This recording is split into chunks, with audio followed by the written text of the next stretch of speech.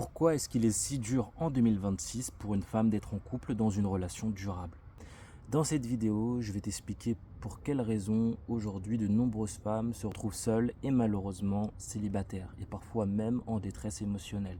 Les relations ont énormément changé au cours des 30 dernières années, passant notamment dans les années 90, début 2000, avant l'arrivée des téléphones portables, se faisait de manière organique, notamment avec le cercle social, un ami qui connaissait une amie, les deux étaient invités au cours d'une soirée, finissaient par se rencontrer. Il y avait également une sociabilité qui était beaucoup plus élevée que ce qu'on constate actuellement. Et justement, l'une des raisons majeures pour laquelle aujourd'hui il est si difficile pour une femme d'être dans une relation durable est notamment les applications de rencontres, notamment avec l'effet swiping où on a l'impression d'être dans une forme de shopping, ne voulant pas véritablement s'investir. Par conséquent, on lâche vite l'affaire. Dès qu'il y a une petite difficulté, on se dit c'est bon, stop, et on passe au suivant. En plus de cela, il faut également rajouter que l'illusion de choix est accentuée à travers le nombre de personnes qui souhaitent vous courtiser. Puisqu'en effet, une femme qui est suffisamment attrayante, suffisamment belle, qui prend soin d'elle,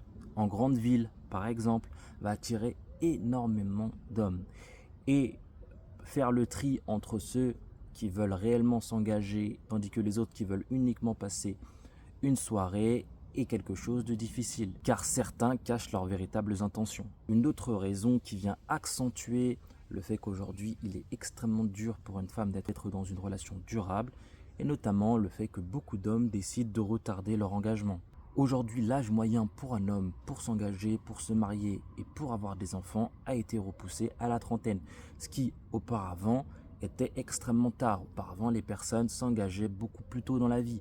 Elles s'engageaient quand elles avaient 20, 25, 27 ans, grand maximum. La problématique pour une femme qui souhaite donc s'engager dans une relation durable, créer sa famille et avoir des enfants, c'est que l'horloge biologique n'attend pas. Par conséquent, un homme qui prend du temps à s'engager est un homme qui malheureusement risque de gaspiller vos meilleures années. Et enfin, une autre raison qui vient faire directement cohérence avec l'illusion de choix est la culture du jetable. C'est-à-dire que dès que vous êtes en relation avec une personne, avec l'addition d'un côté des réseaux sociaux et de l'autre des applications de dating, force le fait que l'on peut se séparer plus facilement, remplacer la personne à la moindre difficulté. Et par conséquent, ça fragilise le fait de construire quelque chose de durable avec quelqu'un, puisque l'idée de l'engagement est de s'engager pour le meilleur comme pour le pire. On vit actuellement dans une époque où énormément de femmes sont célibataires, ne trouvant pas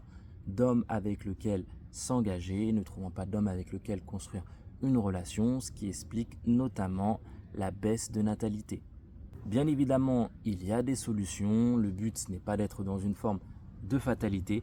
Si vous avez apprécié cette vidéo, n'hésitez pas à mettre un pouce bleu. Quant à moi, je vous souhaite bien évidemment de passer donc une excellente journée